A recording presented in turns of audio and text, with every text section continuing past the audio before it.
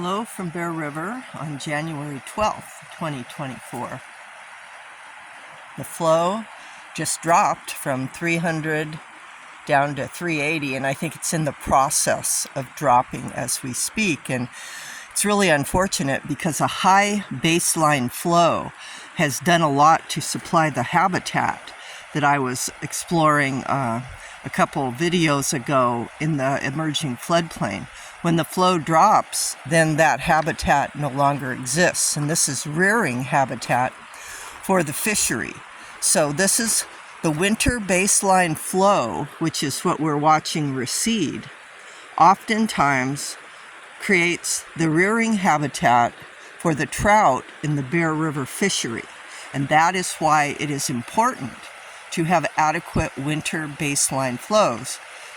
The water diversions that happen between November and June are what take away from the fisheries and the functioning ecosystem, the river's ability to nurture and promote the life of the biology that exists here.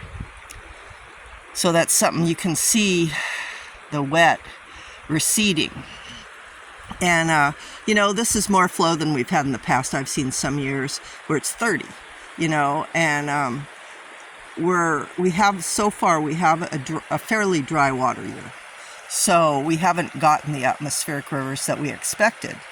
There's still hope, and we have been getting nice storms. So at least the ground is getting the water flowing through it. But the in-stream flows are going down, and that's the sad reality of what we have going on here.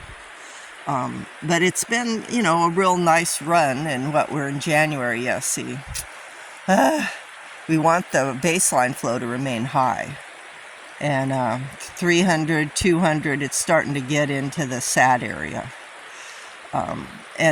basically. The state has sold the farm on the lives of the fish, as we know, with the extinction of the salmon, the delta smelt, on up the river.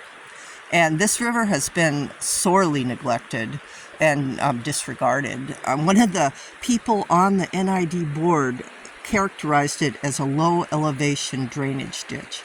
Does this look like a drainage ditch to you?